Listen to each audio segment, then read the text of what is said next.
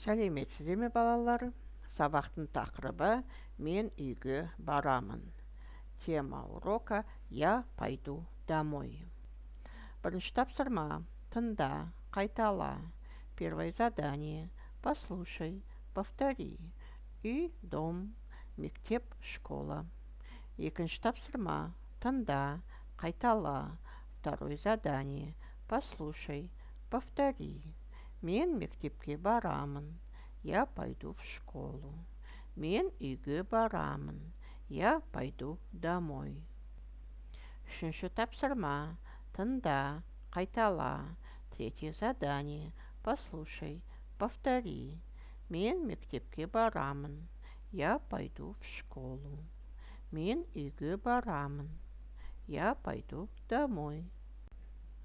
Төртінші тапсырма. Сұраққа жауап бер. Жауабына сәйкес суретті боя. Сен қайда барасың? Четвертое задание. Ответь на вопросы. Раскрась картинки. Ты куда пойдешь?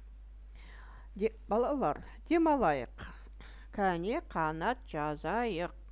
Қарлы ағаш боп ұшайық. Ұшып алайық. Орнымызға қонайық. Сабақ аяқталды. Сау болыңдар балалар.